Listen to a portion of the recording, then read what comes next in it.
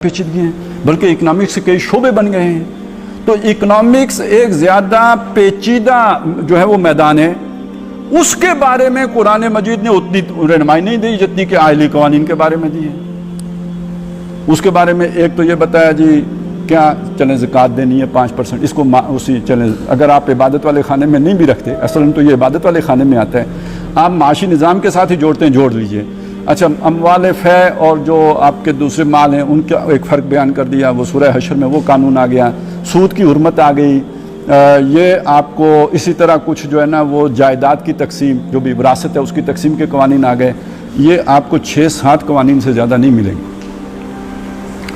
उसके बाद मोटे 2 उसूल दे दिए। एक ये कि जो कुछ भी अल्लाह का है, लिल्लाहि मा फिस समावाति व मा फिल अर्ज़। एक उसूल दे दिया कै ला यकून दौलतम बैनल अगनिया मिनकुम, तुम्हारी दौलत तुम्हारे गनियों ही के दरमियान गर्दिश न करती रहे। एक बात ये भी बता दी कि कानून तो इस पे नहीं बनेगा, लेकिन अखलाकी रहनुमाई दे दी। यसालून का माज़ा युनफ़िकून कुलिल अफ़, ये आपसे पूछते हैं कितना खर्च करें, अपना खाओ पियो, जो बच जाए सारा अल्लाह को दे दो। यानी आप ये देखिए कि यहाँ पे कितनी लचक खुद अल्लाह ने रखी है कि कितना अल्लाह की राह में खर्च करना है। आपने अपने माल में से 2.5% अल्लाह को दे दिया, उसके बाद बाकी सारा रख सकते हो, बैंक में रख लो, कोई आपसे नहीं ले सकता, कोई हुक्मरान नहीं ले सकता, वो आपका माल है, आप रखो। दूसरी तरफ बता दिया कि देखें है तो ये सारा कुछ अल्लाह ही का, तुम्हारे पास अमानतन है। लिल्लाहि मा फिस समावाति व मा फिल अर्ज़, लिल्लाहि मीरासुस समावाति व मा फिल अर्ज़ व मा लकुम अल्ला तुनफिकू फी सबीलिल्लाह व लिल्लाहि मीरासुस समावाति वल अर्ज़। ये सारी बात बता के अब इंतहा क्या बताई, अपनी ज़रूरत पूरी करो और उससे ज़ायद जितना है अल्लाह की राह में दे दो। इसके लिए कानून नहीं बनेगा, कानून वो 2.5% वाला ही बनेगा। ये आपके लिए ऑप्शन है और आपके लिए तरगीब है, आपको शौक दिलाया गया है, इतना कर लो। ये तो ऑलमोस्ट कम्युनिज्म ही हो गया ना, इस फर्क के साथ कि वहां बिल जबर था, यहां आपके इख्तियार के साथ है, लेके वहीं जा रहा है अल्लाह। बस इतना सारा फर्क है। स्पेक्ट्रम कितना बड़ा हो गया आपके लिए कानून बनाने का। आइली कवानीन में तो आपके पास कोई इख्तियार ही नहीं, अल्लाह ने खोल के दे दिए सारे। यहाँ इतने बड़े जो है वो मार्जिन रख लिया आपके लिए, यहाँ से लेके यहाँ तक आप कानून साजी कर सकते हैं, यहाँ से लेके यहाँ तक जा सकते हैं। ये अब सारा अमरोकुम हो गया है।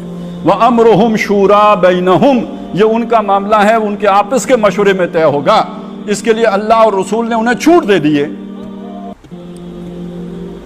बस ये कोई ऐसा निज़ाम नहीं बना सकते कि जिसके नतीजे में दौलत का इर्तिकाज किसी एक गुरोह की तरफ होना शुरू हो जाए। असल में इस बुनियाद पे मैं कहता हूँ ये जो इस्लामी बैंकारी है, इसमें और सरमायादारी में फ़र्क कोई नहीं है। ये अपनी फ़िक़ा के उसूलों के मुताबिक जितना भी ठीक हो, ये आपने खुर्दबीन लगा के देखा, हाँ जी सारा ठीक है। ये जो आप इसे जब कुल्ली तौर पर देखेंगे, ये बिल्कुल रॉन्ग साइड पे खड़ा है, क्योंकि दौलत उधर ही हो रही है जिधर सूद के नतीजे में होती है। उसूल यह कै ला यकून दौलतम बैनल अगनिया मिनकुम, दौलत तुम्हारे गनियों ही के दरमियान गर्दिश न करती रहे, ट्रिकल डाउन करे, आम आदमी तक भी जाए। तो आपको निज़ाम वो बनाना है कि जिसमें तकसीम दौलत का निज़ाम मुसावियाना हो या ना हो, मुनसिफाना ज़रूर हो, और कहीं अय्याश तबका और मखलूकुल हाल तबका वजूद में ना आए। ये उसूल है जो कुरान ने आपको दे दिया। और अब ये देखिए उसूल का क्या मतलब होता है। उसूल का मतलब ये होता है कि अब उसके बाद कानून साजी आप अपने हालात के मुताबिक करेंगे। वो जो दौर था जिसे हम कहेंगे बादशाही का दौर, उसमें इस पर किसी और तरह से अमल होगा। ये जो आज का दौर है, इसमें इस पर किसी और तरह से अमल होगा। उसूल यही फॉलो किया जाए। अब इसमें लचक आ गई, इसमें ज़रा वुसअत आ गई, ये इसमें इजाफा आ गया। अच्छा, इससे भी बुलंदतर सतह होती है जी सियासी निज़ाम। सियासी निज़ाम जो होता है वो एक ऐसी शय होती है कि उसे समझ लें कि वो एक छतरी होती है जिसके नीचे ये सारे निज़ाम होते हैं। इम्पैक्ट सबका आता है उसके ऊपर भी, और खिश्ते अव्वल ही अगर वो टेढ़ी हो जाए तो छत भी टेढ़ी ही पड़ेगी, इसमें कोई शक नहीं है। लेकिन ये कि बहरहाल छत होती है, बुनियाद तो और छत में बहुत बड़ा फ़र्क होता है। छत के बगैर बुनियाद बेमकसद चीज़ है। اور ان سارے نظاموں کو تحفظ دینے والا، اپنی چھتری کے نیچے رکھنے والا سیاسی نظام ہے، سب سے بالا تر، سب سے اوپر، سب سے یوں سمجھیے کہ جو تمدن کا ارتقاء ہوا ہے اس میں جو ٹاپ پہ ہے وہ پولیٹیکل سسٹم آتا ہے، وہ سب سے اوپر رکھا جاتا ہے۔ اس کے لیے قرآن مجید میں ڈھونڈے سے بھی آپ کو قانون کوئی نہیں ملے گا، اصول مل جائیں گے۔ ایک اصول سورہ حجرات میں آیا ہے، لا تقدموا بین یدی اللہ ورسولہ، اللہ اور رسول سے آگے نہ بڑھو۔ کیا مطلب ہوا؟ وہی مطلب ہوا کوئی کام ایسا نہیں کرنا، کوئی قانون ایسا نہیں بنانا جو اللہ اور رسول کے کسی حکم سے متصادم ہو۔ اصل میں اسی آیت کی ترجمانی ہے جو ہمارے پاکستان کے آئین میں کی گئی ہے کہ کوئی قانون قرآن و سنت کے خلاف نہیں بن سکے گا۔ یہ اس اصول کا یوں سمجھیے جو ایک آئینی کلاس کی صورت جب اختیار کرتا ہے تو وہ یہی بنتا ہے۔ No legislation can be done repugnant to the Quran and the Sunnah۔ یہ ہے لا تقدموا بین یدی اللہ ورسولہ، ایک اصول یہ آ گیا۔ کچھ رہنمائی ہے جو سورہ نساء میں دی گئی ہے۔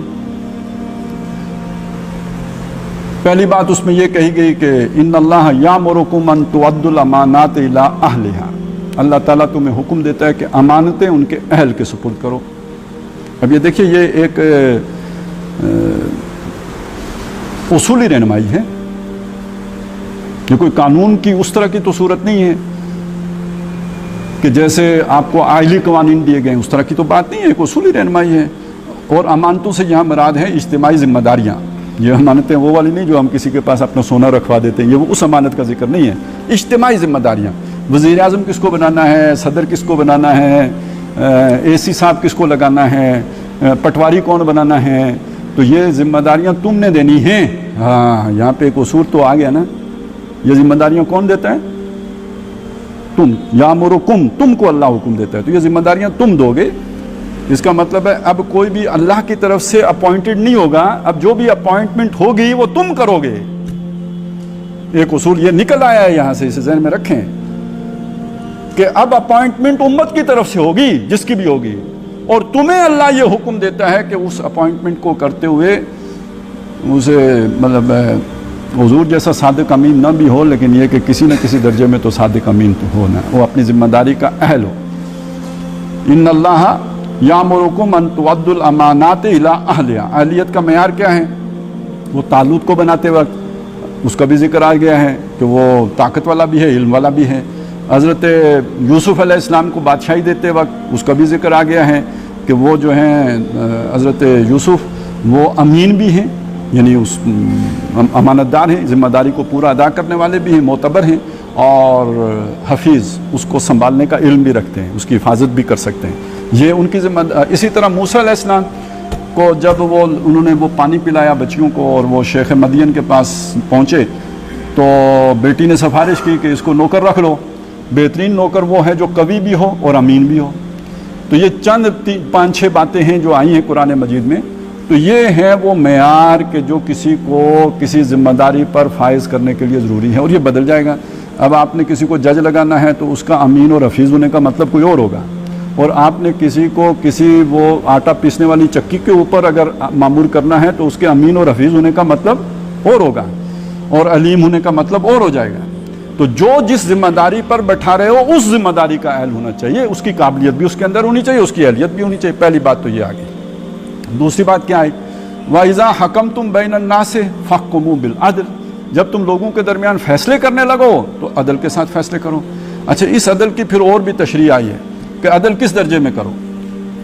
کسی کی محبت تمہیں عدل کے راستے سے نہ ہٹا دے، اور کسی کی نفرت تو بھی وہ بھی نہ ہٹا دے۔ یہ سورہ نساء، سورہ مائدہ دونوں میں یہ بات آئی ہے، کونوا قوامین بالقسط شہداء للہ، سورہ نساء میں اللہ کے لیے بن کے کھڑے ہو جاؤ، قوام بالقسط، انصاف کے قائم کرنے والے بن کے کھڑے ہو جاؤ، اور شہداء للہ، اللہ کے لیے گواہ ہوتے ہوئے، وَلَوْ عَلَىٰ أَنفُسِكُمْ، اپنے ہی خلاف فیصلہ کرنا پڑ جائے، یا اپنے والدین کے خلاف کرنا پڑ جائے، یا اقربین کے خلاف کرنا پڑ جائے۔ ان یکن غنیا او فقیرا، جس کے خلاف جا رہا ہے وہ غنی ہو، امیر سے بھی تو بندہ ذرا ڈر کے نہیں کرتا نا کہ بھئی تعلقات خراب ہو جائیں گے، کل بہت سارا کام وہ کر کے دیتا ہے، تو وہ سارے مطلب چرخہ لگ جائے گا، پھر اس کے بعد تو تعلق ہی ختم ہو جائے. تو اس سے بھی نہ پرواہ کرو اس کی. اور فقیر سے یہ خطرہ ہوتا ہے کہ یار یہ تو پہلے ہی مرا ہوا ہے، اوپر سے یہ فیصلہ بھی اس کے خلاف چلا گیا تو سوا ستیاناس ہو جائے گا اس کا. واللہ اولیٰ ہما، ان دونوں سے اللہ تمہارے زیادہ قریب ہے، تم نہ